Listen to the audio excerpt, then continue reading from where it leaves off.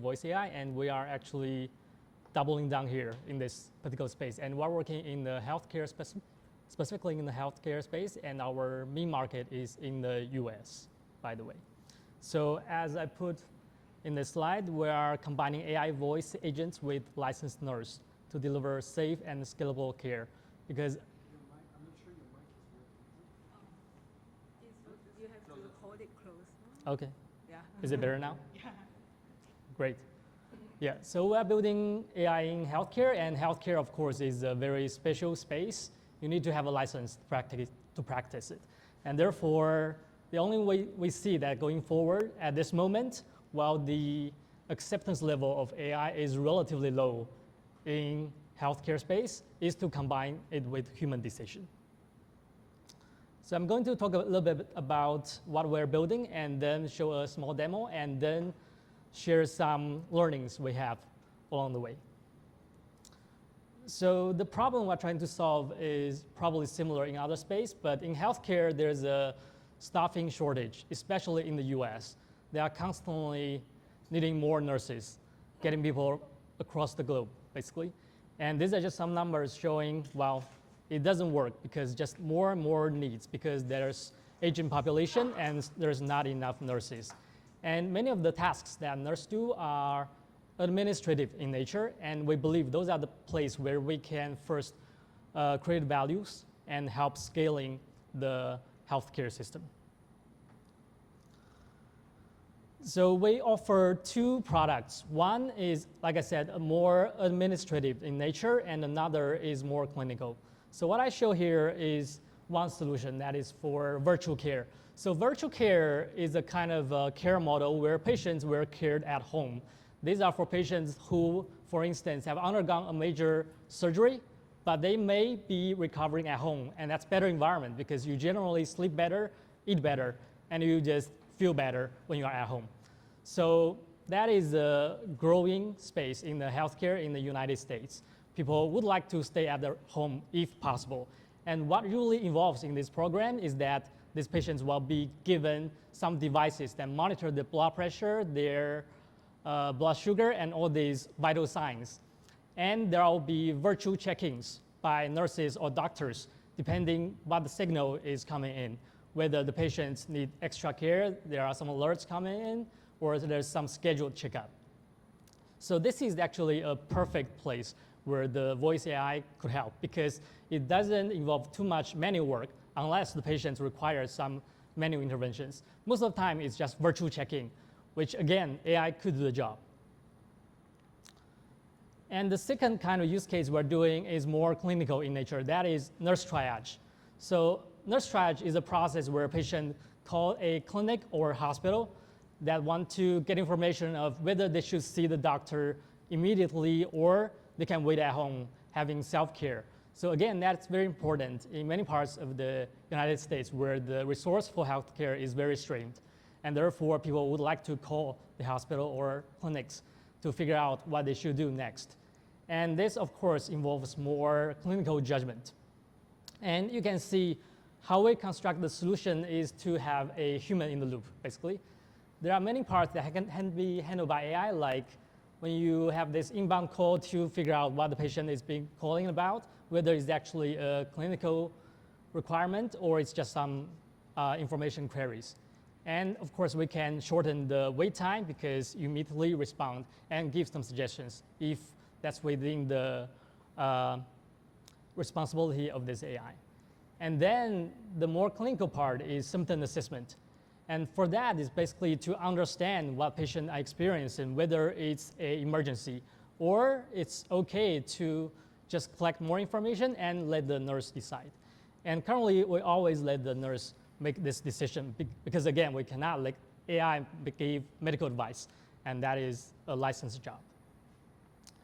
And finally, after this call is done, you can, of course, leverage in this AI capability to come up with a summary, push it to assistant, or have some follow-up workflows.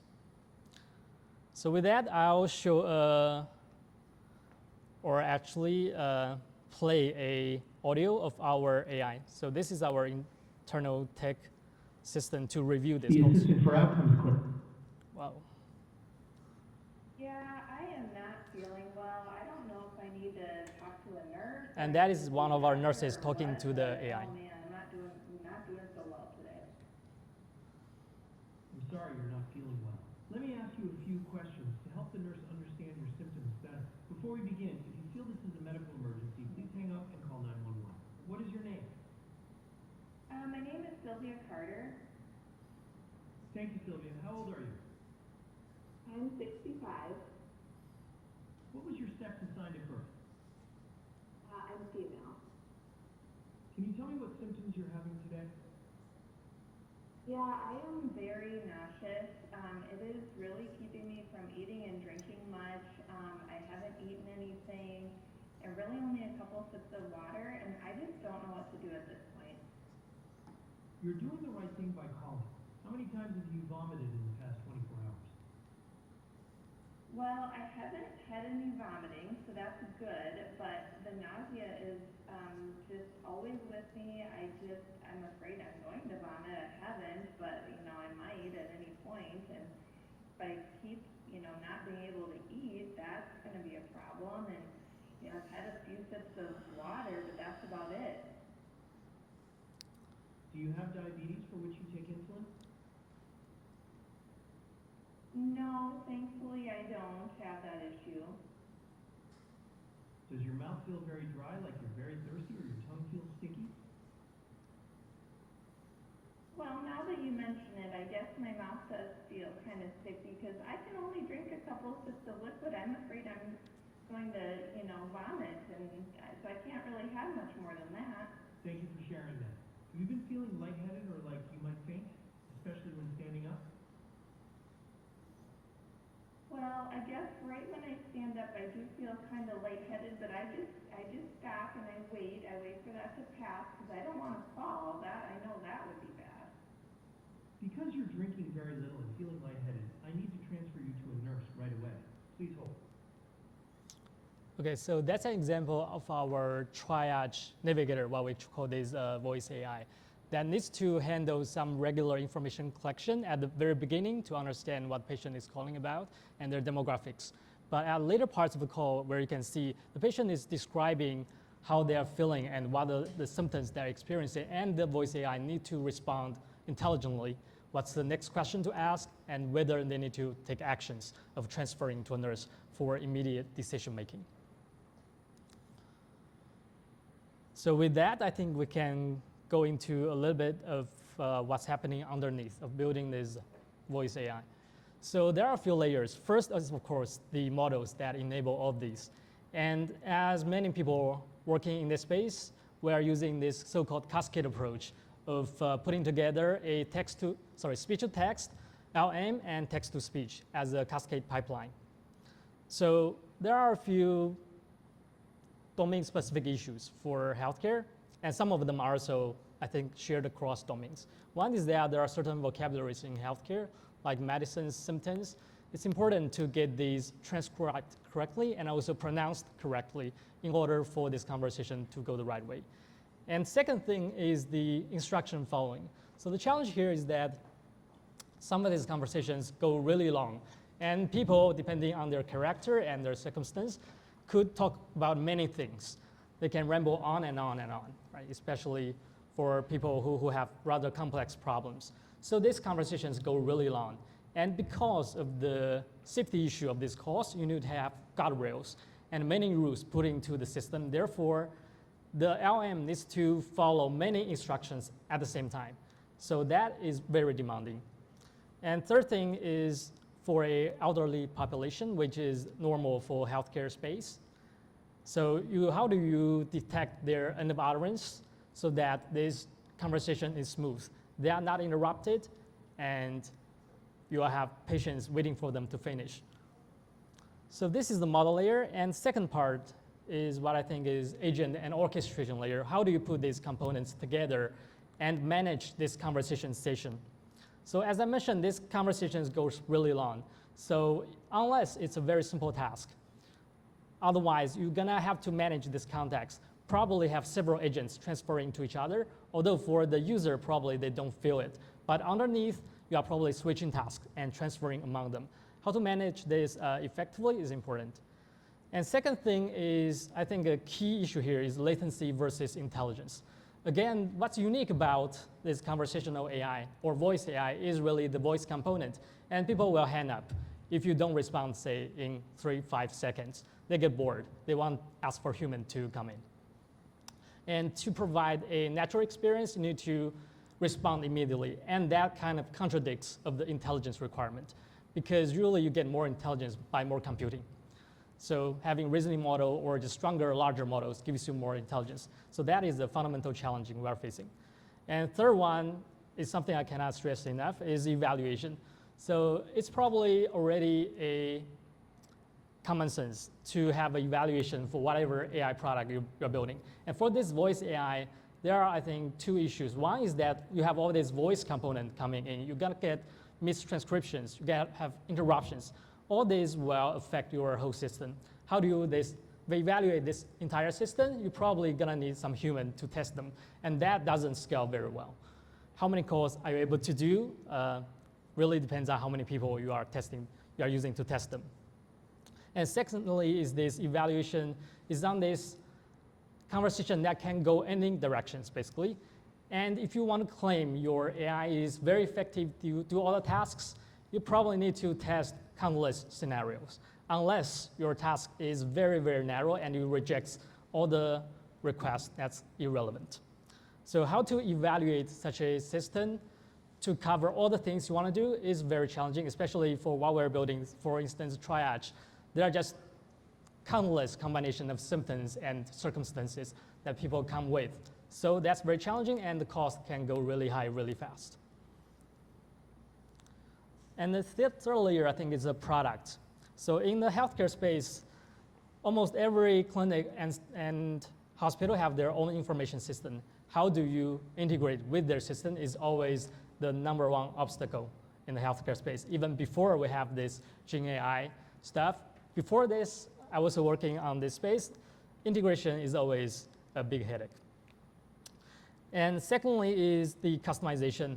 So again, different clinics, hospitals, customers have different requirements. You need to customize for their workflows, for their APIs, for their connection, their systems.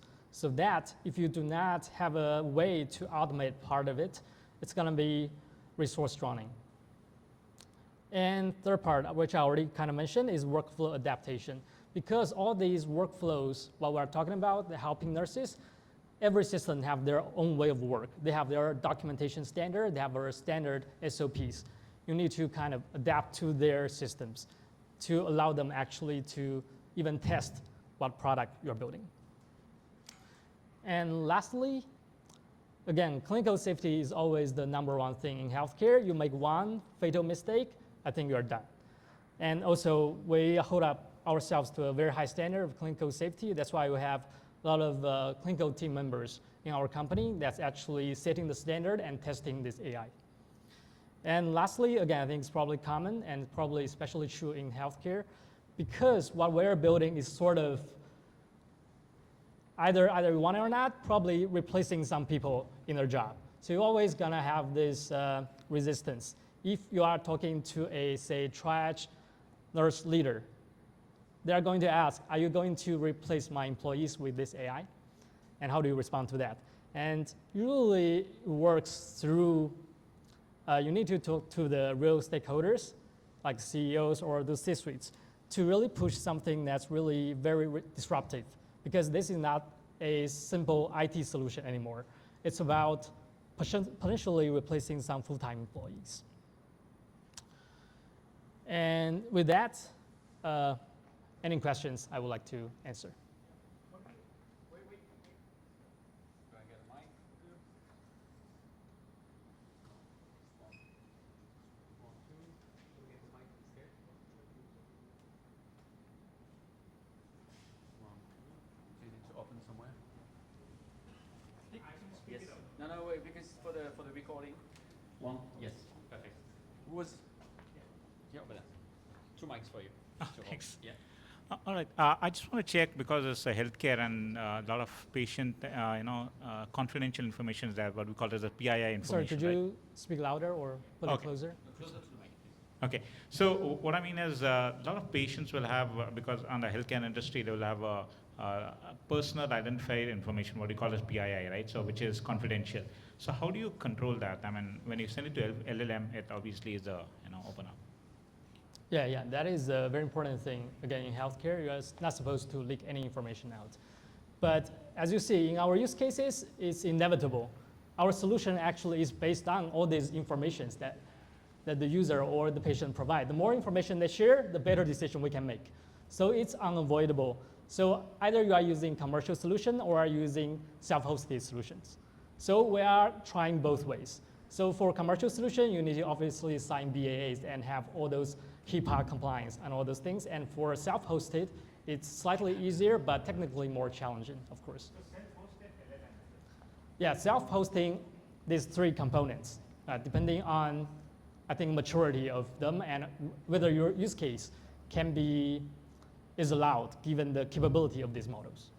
But LLM itself, you self-host. At this moment, we're not self-hosting, but we're exploring it. No, but that Well- answers. Sorry. Yeah, no, I just want to make sure we have like space for every question. And I saw quite a few hands. I see this gentleman and there was this one here. So, and everyone will stay for the drinks and food, so you can continue the conversation. Yeah. Thank you. Hello. So my question is regarding you mentioned the vocabulary that you use at the healthcare. There's a lot of different words they use that's specific to their industry. I'm curious about like the data set. It is something that you create yourself, or do you get it from licensing it from another company, or how is the process? We are creating this data set ourselves. Yeah. And just to follow up until the next question, you have companies doing the so-called speech to text that are specializing in healthcare. Speechmatics is one of them, but you can find quite a few if you don't want to build yourself the full model. So yeah, my question is actually, healthcare is a pretty regulated industry. Yeah. There's a lot of compliance and policies, rules to follow, and they're ever changing. Yeah. How do you ensure regulation and compliance in your platform? Yeah, so there are several tiers of regulation in the healthcare in the States. And if your system is not the sole information source for decision making, that's not counted as a clinical decision support. That's counted as a clinical decision support, and it's not heavily regulated. So that's why it's important for us to provide all those post-call summaries, and secondly, let the nurse make the final decision. So, and they have the ability, again, to review the calls, the audios, whatever they need, so that whatever AI output is not the sole information source. They rely to make decisions. Yeah. Okay, next here. Thank you so much for sharing just now. I think the demo is really impressive, but actually I want to ask very technical questions where, sometimes you have to balance the latency as well as the natural pauses of the speakers, especially in healthcare. Because the patients, sometimes they just take a pause, they want to think, or maybe just they don't feel very well, right? Then you have to wait for the person to finish the sentence. So how does the LM understand whether this is the right time for me to continue the conversation, or because the latency is also another issue. Yeah, that's my question. Thank you. Yeah. So that's actually a very interesting problem. I think the whole field is trying to solve that. So basically, how do you handle the end of turn detections? So the short answer for your question is LM cannot handle that. You have to rely on something else. And currently, people mostly of them use the end of utterance detection model actually, together with the transcription model, try to detect whether a user has finished speaking and use that signal to come up with the response or release the response that could be already generated. So that's really how you do it. And you can train these models because relatively small, as long as you have enough data sets representing your use case, you can train these models to detect better of the end of utterance. Does that answer your question? And just before the next question, just so you know, at every meetup, every time we have a presentation like this is one of the core topics, not only the endpointing, but like the balance between latency, accuracy, and cost, and with AI, it's always like, the impossible triangle. Yeah, exactly, the impossible one. And for high-end use cases, like cost sometimes you won't care, Yep. but like what you described, right? Latency or over accuracy is Yep. always like the challenging part. Yes, and one or two, and then we'll move on to the next one. Thanks a lot. Yeah, thanks a lot for sharing. Fantastic. Closer to the mic. Yeah, Close, sure. close. Yeah, could you share with us about actually the sort of status of adoption for similar products in healthcare industry in the US for the time being? And my second question is actually given the fact that this is, I mean, have you ever seen any negative cases of when this kind of model gets something didn't respond appropriately and also cause liability issues? Thanks. Yeah. So answer your first question of adoption of AI in the States. So there are, Not about AI, I'm talking about similar sort of products in healthcare industry. I'm talking about voice AI. voice AI in the healthcare space. So I think it's not yet widely adopted because this thing is very new. So when we started experimenting this in 2024, it really does a very bad job. After 2-3 minutes, the conversation breaks up. It's not until very recently you can have a long conversation that model can actually handle with relatively high accuracy. So I think adoption is happening. We are seeing more and more traction, actually, especially starting this year.